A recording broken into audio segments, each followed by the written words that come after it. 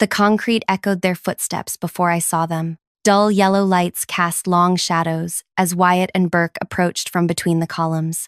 My fingers froze on my car keys. The parking garage level was deserted. Just my sedan and their matching luxury vehicles remained. "Evening, Marlowe," Wyatt said, his 6'4" frame blocking my driver's side door. His tailored suit couldn't hide his former linebacker build. Burke circled to my other side, trapping me between my car and these two senior managers. "Working late again?" Burke asked, his voice deceptively gentle. He adjusted his glasses, the light catching on his wedding ring. "Dedication. That's what we've always admired about you." A chill ran through me despite the garage's lingering summer heat. Their unexpected appearance wasn't coincidence. 3 years at Wyatt and Burke's Mercy had taught me to recognize the signs, their synchronized movements, the practiced casualness, the way their eyes assessed my reaction. "What do you want?"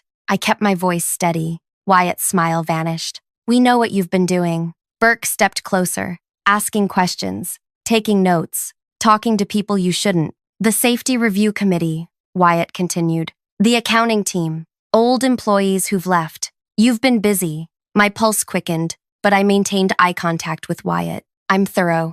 That's my job." "Your job," Burke repeated, laughing softly. "Your job is what we say it is. And right now, your job is simple. Resign tomorrow or we'll make sure you're ruined." "We've prepared a generous separation package," Wyatt added. "Sign it. Walk away. Everyone's happy. And if I don't," Burke's smile tightened, "there are things in your performance reviews. Inconsistencies, warnings, behavioral concerns, all properly dated and signed. Nothing obvious, just enough to make any future employer hesitate, plus those accounting irregularities you've been investigating," Wyatt said. "Interesting how your access code appears in the system during those changes." My throat went dry. They'd been planning this for months. "We need your answer now," Burke demanded. "You have responsibilities to your family," Wyatt added. "Your mother's medical bills, your sister's tuition. Would be shame to throw it all away." The mention of my family ignited something in me. They'd researched my personal life, my weaknesses, my vulnerabilities, but they'd missed something crucial. I looked at both of them and smiled. "There's a third option you haven't considered." Their smirks faltered for just a second. "Always the optimist," Burke recovered. "There is no third option. Your resignation letter. On the CEO's desk. 9 a.m., Wyatt said. "Otherwise, we start the termination process with everything we've assembled." They walked away, confident in their victory, the echo of their expensive shoes fading as they disappeared toward their cars. I sat in my sedan for 20 minutes, hands trembling on the steering wheel, the weight of their threat pressed against my chest. 3 years of watching them climb over others, claiming credit, manipulating numbers, breaking spirits. They'd chosen me for their latest project, not for my skills, but because they needed someone expendable, someone they could control and ultimately sacrifice. Their plan was simple: implement dangerous cost-cutting measures, reap massive bonuses for the savings, then vanish before the consequences emerged. I would be left holding responsibility for decisions I never made. The system they'd created was designed to protect them and implicate me. What they didn't realize is that I'd recognized their pattern from day one. Before I turned the key in the ignition, I reached for my phone and typed a simple message. They made their move. Tomorrow morning. Be ready. Before we continue further, thank you for listening to this story. If you're enjoying it so far, please take a moment to hit that like button. Your support means everything and helps others find this content too. Don't forget to subscribe if you want to hear more stories like this one. There's plenty more where this came from. Now, let's get back to what happened next. My name is Marlowe Arden. I'm 36 and have spent the last 15 years climbing the corporate ladder with calculated precision. My colleagues describe me as detail-oriented, perhaps obsessively so. I maintain a modest lifestyle despite my 6-figure income. My apartment is minimalist, functional rather than flashy. I drive a reliable sedan rather than something to impress. I've never married, though I've had relationships. None survived my devotion to work. What people notice first about me is my memory. I remember conversations verbatim. I recall numbers after seeing them once. This gift made me valuable in quarterly reviews and strategy sessions. It also made me dangerous to people like Wyatt and Burke. I joined the company 3 years ago as a senior financial analyst. The job offered the salary I needed to support my mother's ongoing cancer treatments and help my younger sister through graduate school. The position seemed perfect: challenging work, good benefits, and a chance to advance. Within 6 months, I understood the reality beneath the polished surface. CEO Garland was nearing retirement, more concerned with his legacy than daily operations. This created a power vacuum that Wyatt and Burke had filled with ruthless efficiency. Wyatt had joined the company 12 years earlier. His background in sales gave him a charismatic edge that charmed the board. He knew which country club members to befriend, which charity events to attend, which personal details to mention in conversation. People instinctively trusted him. Burke was his perfect complement: analytical, precise, always prepared with data and projections. His economics degree and MBA from prestigious universities gave him credibility.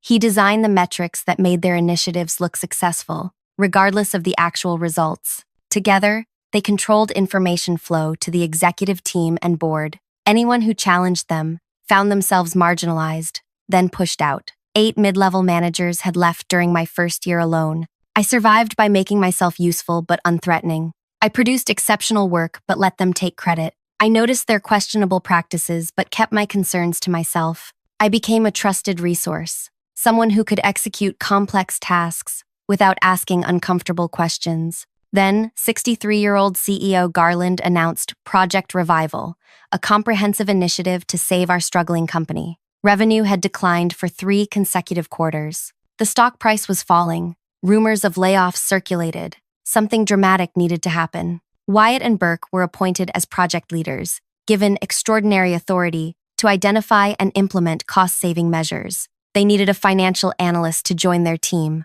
someone to run the numbers and prepare presentations. They chose me. "Marlo has the technical skills we need," Burke had told the executive committee, "and she works well with limited supervision. She's also gained valuable perspective across multiple departments," Wyatt added, "which gives her the big picture understanding this project requires." I accepted the role with appropriate gratitude and enthusiasm. What they really wanted was someone they could control, and eventually blame if necessary. Our first team meeting established the pattern. Wyatt outlined aggressive cost-cutting targets that seemed impossible without compromising safety or quality. Burke presented the implementation timeline that gave us barely 8 weeks. "We'll need to focus on operational efficiencies," I suggested. "There are several areas where process improvements. We're looking for immediate impact," Burke interrupted. "Process improvements take time we don't have. The executive committee wants decisive action," Wyatt agreed. "Bold moves that show immediate results."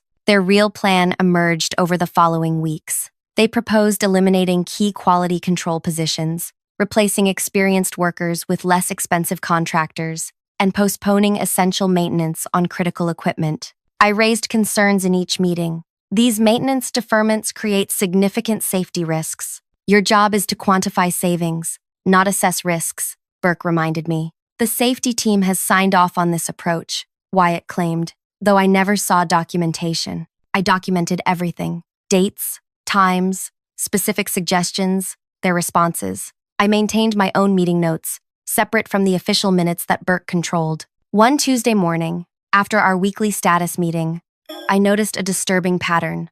The official meeting minutes omitted my safety concerns. My suggestions for less risky alternatives had disappeared.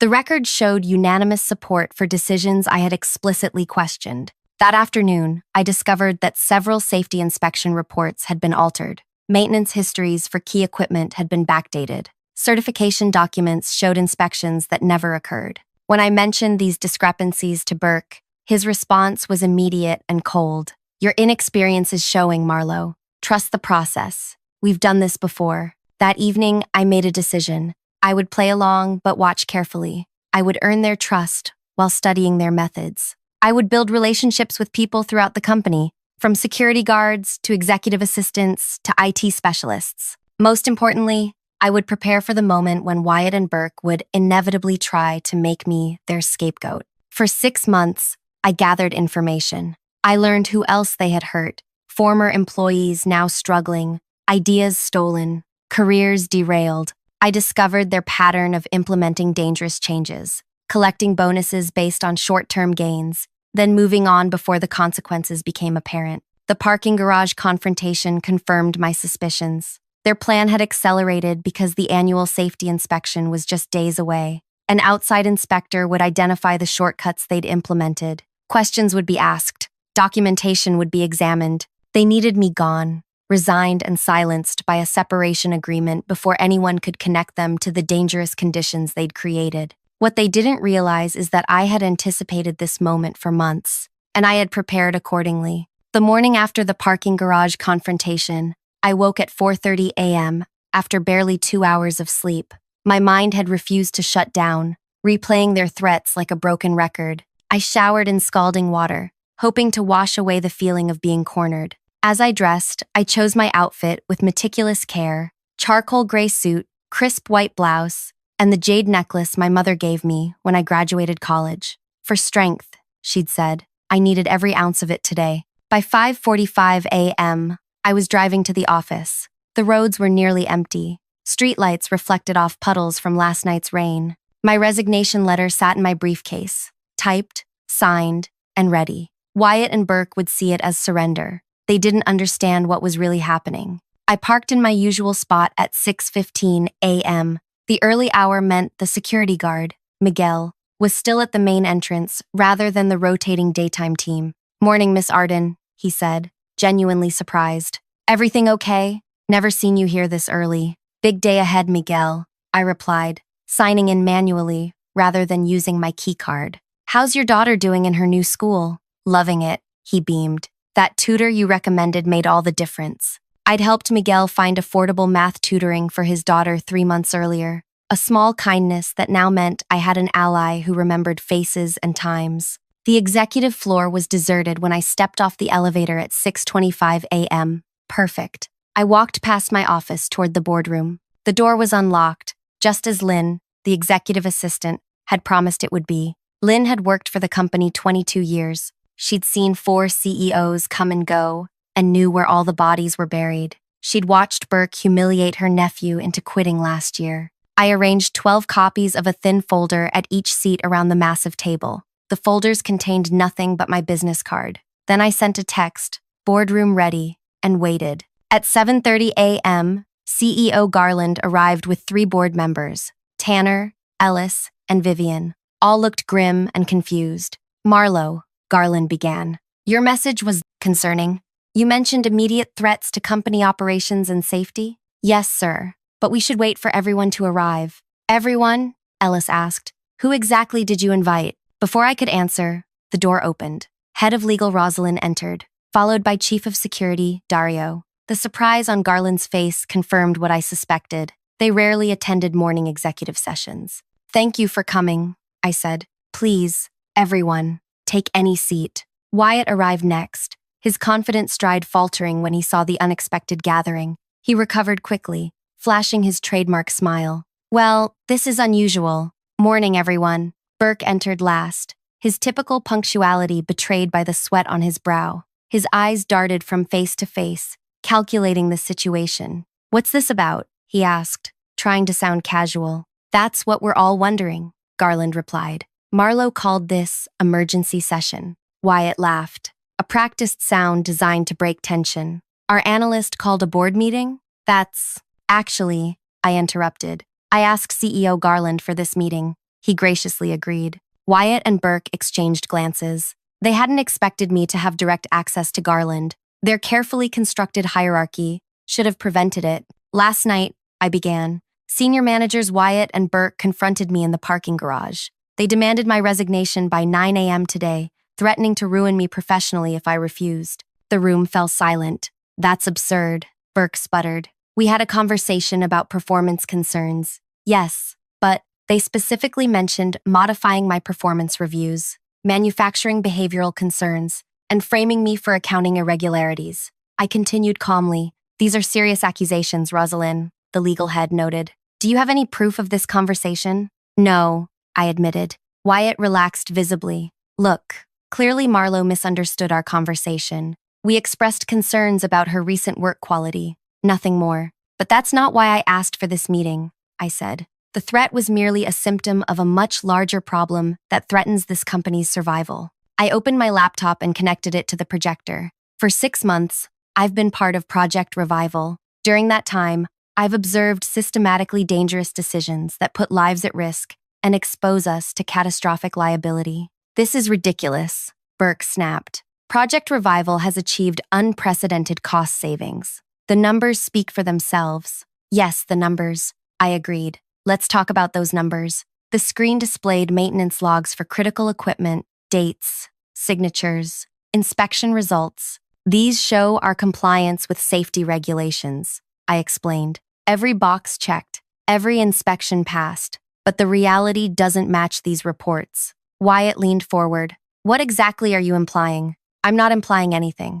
I'm stating that these inspection reports were falsified. The equipment hasn't been properly maintained in 8 months. Burke laughed dismissively. And your proof? Because if you're making accusations without evidence, I clicked to the next slide. These are the original maintenance requests that were denied, and these are the technicians who were scheduled to perform inspections, but were reassigned at the last minute. Garland frowned. Anyone can create a presentation, claiming, "Would you like to hear from the technicians directly?" I asked. They're waiting in the conference room next door. The atmosphere shifted. Wyatt's smile vanished. This approach, ambushing management with unverified claims, is exactly why we've had concerns about Marlowe's judgment, Burke said, his voice steady despite his whitening knuckles. I agree that verbal claims can be disputed, I replied, which is why I've brought something more substantive. I handed each person a sealed envelope. Inside, you'll find a complete timeline of Project Revival, including every meeting, every decision, and every risk assessment that was overruled. You'll notice that my objections to unsafe practices are extensively documented, contrary to the official meeting minutes. Burke tore open his envelope, scanning the contents frantically. This is your word against official company records, he said, recovering slightly. Meeting minutes approved by all participants. Actually, I corrected, I never approved those minutes. My signature was added without my consent. Ellis, the most senior board member, looked disturbed. These accusations cut both ways, Miss Arden. If what you say is true, why didn't you report these concerns earlier? A valid question, I acknowledged. The answer is simple. I needed to understand the full scope of the problem before coming forward. Wyatt stood suddenly. This is absurd. Marlowe joined our team despite having no executive experience. She's been overwhelmed, making mistakes, and now she's trying to deflect blame before the quarterly results come out. Which brings me to the most important part, I continued as if he hadn't spoken. The safety inspection scheduled for tomorrow will identify at least 17 critical violations. When that happens, production stops immediately. Regulatory fines will follow. And that's before we face potential lawsuits. The room grew tense. Garland's retirement plans depended on the company's stability. The board members' reputations were at stake. If what you're saying is true, Vivian said slowly, why would 2 senior managers deliberately create such liability? Because they won't be here to face the consequences, I answered. Their bonuses for Project Revival's cost savings are scheduled to pay out next week. Burke has accepted a position with a competitor beginning next month. Wyatt has been interviewing with 3 different companies. Burke's face drained of color.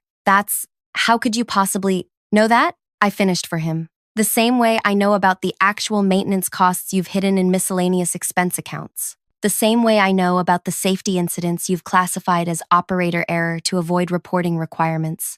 I clicked to a new slide showing a complex flowchart.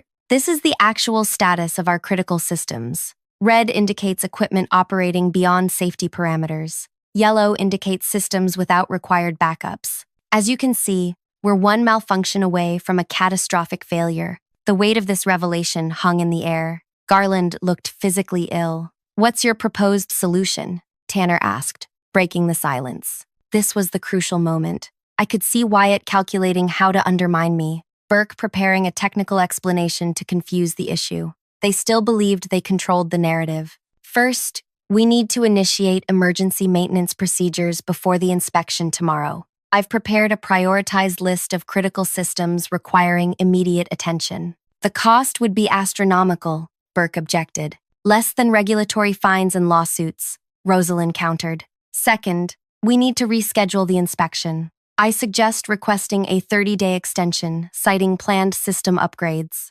Garland nodded thoughtfully. That could work. Finally, I said, taking a deep breath, we need new leadership for Project Revival. Here it was. The moment Wyatt and Burke would fight back with everything they had. Wyatt didn't disappoint. This is clearly a play for position. Marlo wants our jobs. She's manufactured this crisis to advance her career. Actually, I've accepted a position elsewhere, I replied calmly. My resignation is effective 2 weeks from today. This unexpected statement stunned the room. Wyatt's triumphant expression froze. You're leaving? Garland asked, confused. Yes, but before I go, I want to ensure this company survives. Burke recovered first. If you're leaving anyway, what's your interest in all this? I looked him directly in the eyes. Because people could get hurt. Because cutting corners on safety is never acceptable. And because the employees who remain deserve better leadership.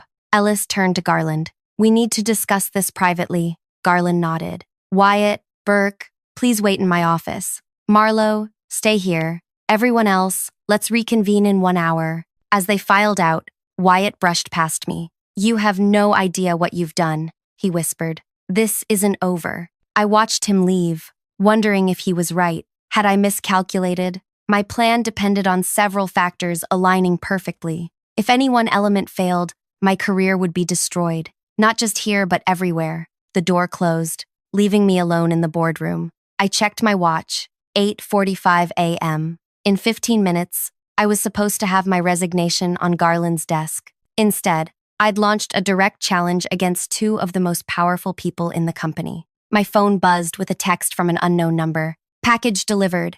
I exhaled slowly. Phase 1 complete, but the most dangerous part still lay ahead. Wyatt and Burke wouldn't go down without a fight, and they had resources and connections I couldn't match. Had I overplayed my hand? The next hour would determine whether my third option was brilliant strategy or career suicide. I remained in the boardroom alone, staring at the 6 empty water glasses left behind. The heavy silence pressed against my eardrums. The confrontation had gone as planned, but the most dangerous phase was just beginning. My phone vibrated. A text from Lynn, the executive assistant, W&B in G's office. Loud voices. Security called. I hadn't anticipated security involvement this early. My stomach tightened. If Wyatt and Burke convinced Garland to have me removed before I could complete my plan. Another text from Lynn, W, using personal phone, calling someone outside company. Wyatt was activating his network, calling in favors,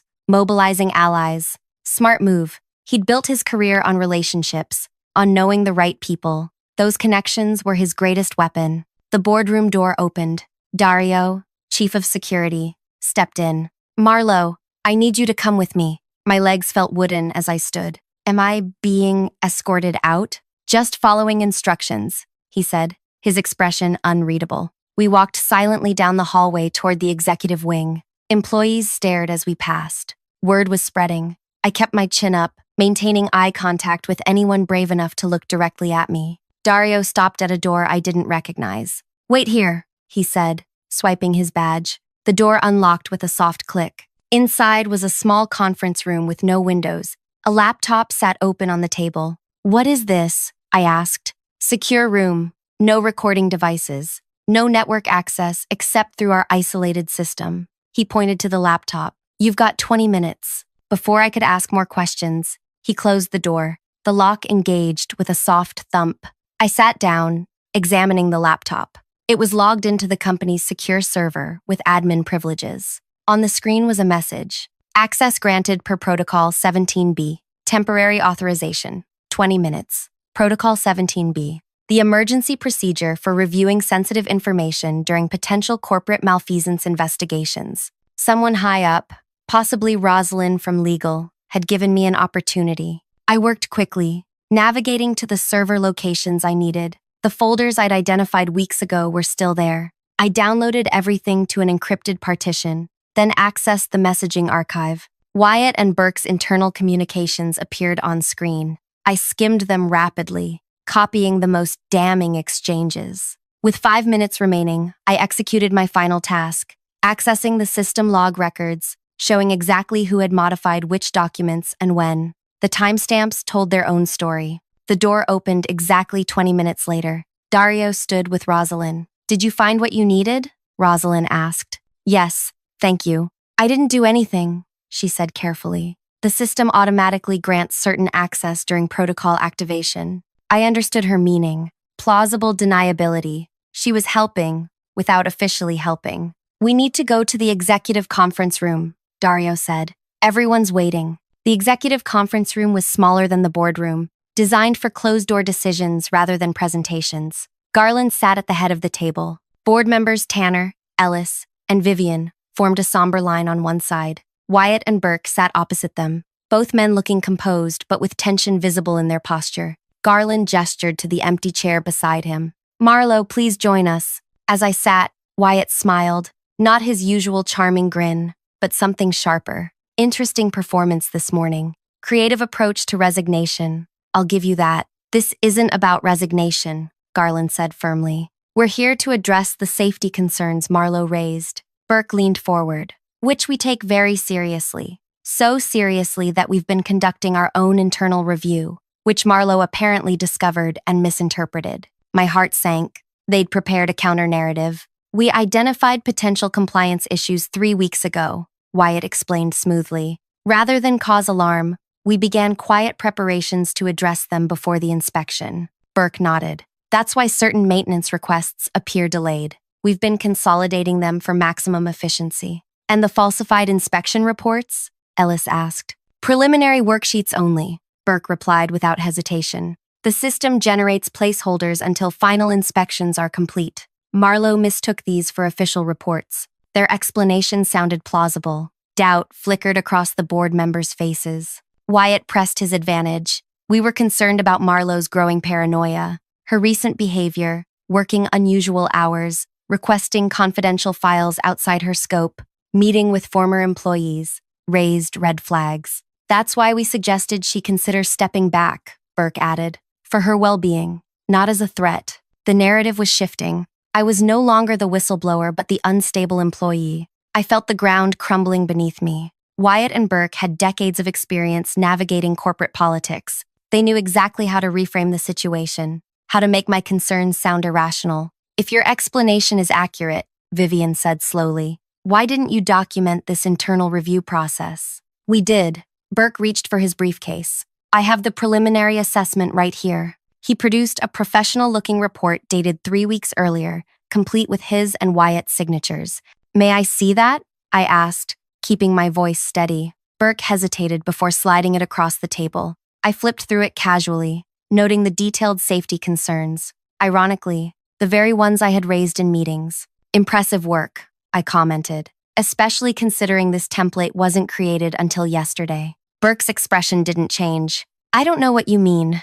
The document properties show it was created yesterday at 9:43 p.m., about an hour after our parking garage conversation. That's just when I finalized the formatting," Burke dismissed. "The content was compiled over weeks." I turned to Garland. "Sir, I believe Rosalind from legal should examine the system logs showing when these files were actually created and modified." Rosalind nodded. "I've already pulled those records as part of standard protocol." Wyatt's confident smile wavered slightly. "This is becoming unnecessarily complicated. The simple fact is that we identified issues and began addressing them. Whether Marlowe knew about our efforts or not doesn't change that reality." "If that's true," I said, "you'll have no objection to postponing tomorrow's inspection while we sort this out." "Absolutely," Wyatt agreed too quickly. "Safety first, always." Garland looked between us, clearly trying to determine who was telling the truth. "We'll request an extension from the inspectors. In the meantime, I want a complete audit of Project Revival.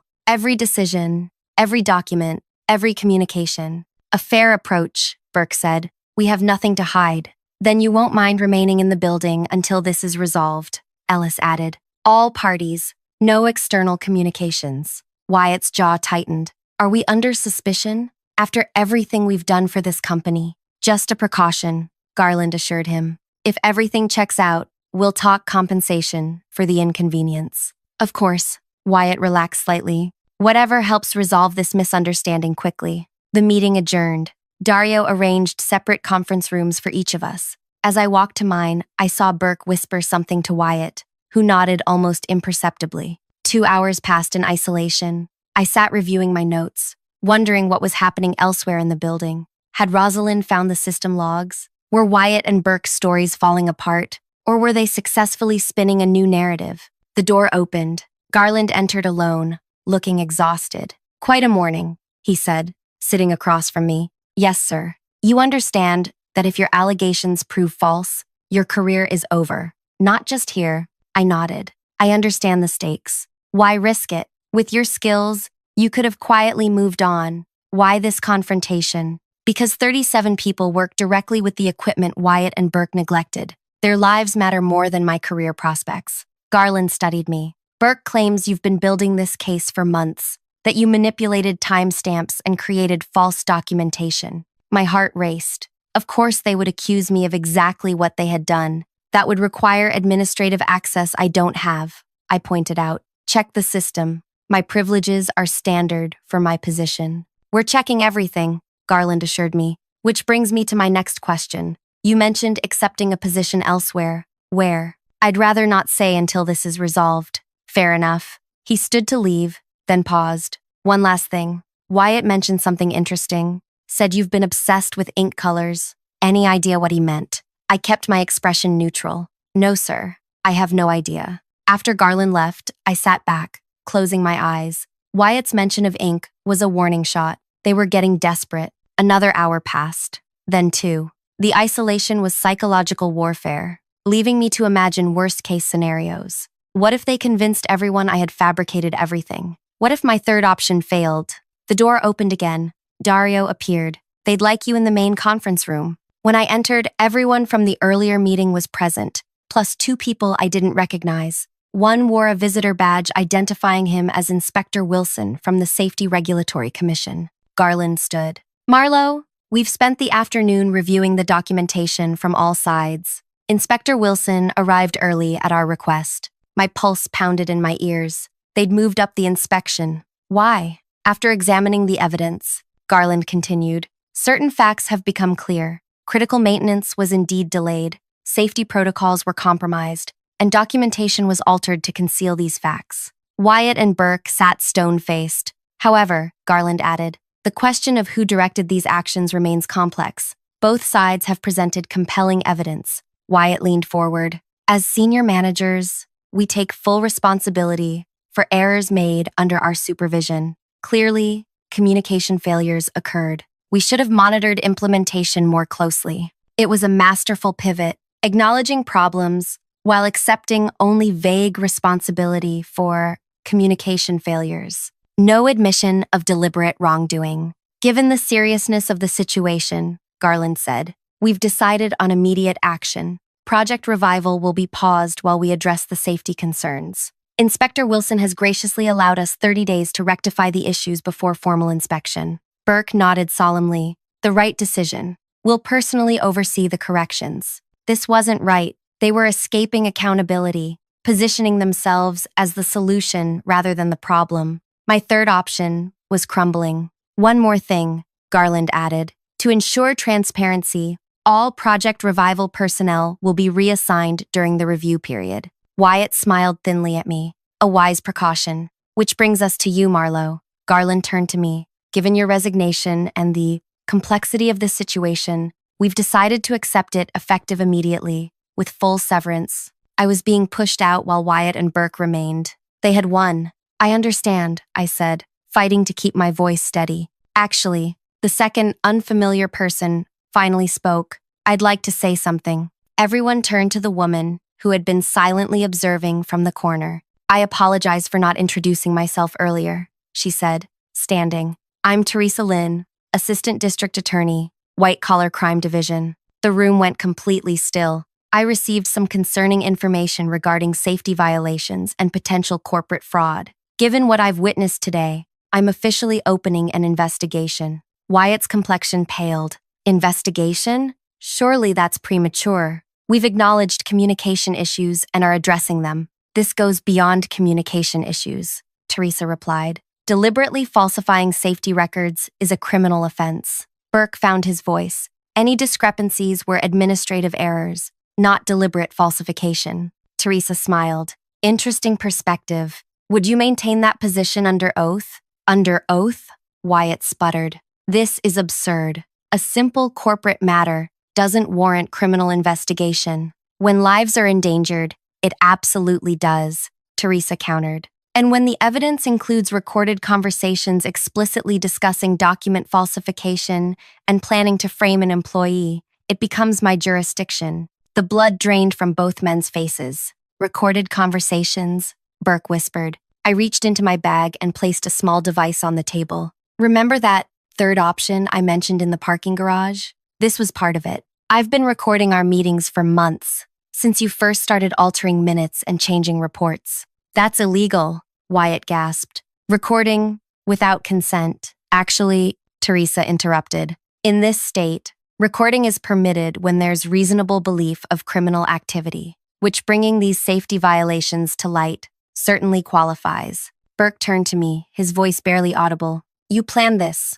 all of it. No, I corrected him. I simply prepared for it. There's a difference. The recordings are just the beginning, Teresa continued. We have system logs showing document alterations, testimony from maintenance staff who were directed to skip critical inspections, and financial records indicating misappropriation of safety funds. Wyatt stood suddenly. I want my lawyer. I want my lawyer. I want my lawyer. Absolutely, you're right, Teresa agreed. You'll both need good representation. The following hours passed in a blur. Teresa conducted preliminary interviews with everyone present. Security collected Wyatt and Burke's computers. The mood shifted from corporate damage control to criminal investigation. By evening, Wyatt and Burke had been escorted from the building, not in handcuffs. White-collar investigations move more deliberately, but their careers were effectively over. Even if they avoided prison, no company would touch them after this. As I packed my office, Garland appeared in the doorway. You recorded them for months, he said. You built relationships with maintenance staff, with administrative assistants, with security. You created a network of allies while appearing isolated. I continued placing items in my box. Why go through all that? He asked. Why not come to me directly? I looked up at him. Would you have believed me over them? His silence was answer enough. My third option wasn't fighting their power or surrendering my career, I explained. It was ensuring they destroyed themselves through their own arrogance. Garland nodded slowly. That position you accepted elsewhere. Is it real? Yes. I start next month. I'd like you to consider staying, he said. With Wyatt and Burke gone, we'll need someone who understands Project Revival's actual status. Someone the staff already trusts. I closed my box. Thank you for the offer, but I made commitments I intend to keep.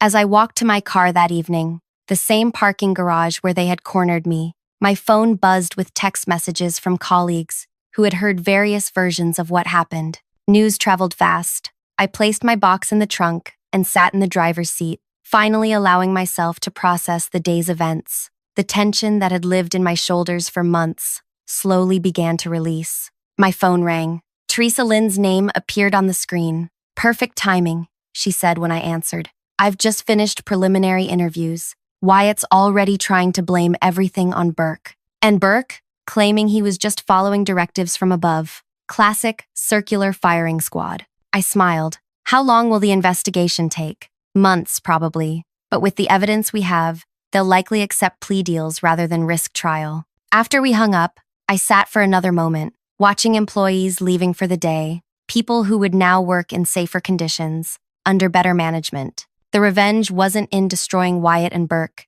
It was in forcing them to face consequences they never imagined possible. The two men who believed themselves untouchable discovered that no amount of charm, connections, or manipulation could save them from their own documented words and actions. As I drove home, I thought about what I would say if you asked me for advice. Here it is. When powerful people try to corner you, remember there's always a third option they haven't considered. Sometimes winning isn't about fighting back immediately. Sometimes it's about listening carefully, documenting everything, building quiet alliances, and waiting for the perfect moment to let them defeat themselves. If you found this story valuable, please hit that like button and subscribe for more content like this. Share it with someone you know who might be facing their own workplace bullies. And let me know in the comments if you've ever found your own third option when dealing with difficult people. Your experiences might help others more than you know. Until next time, remember, even in the darkest parking garages, you always have more options than they want you to believe.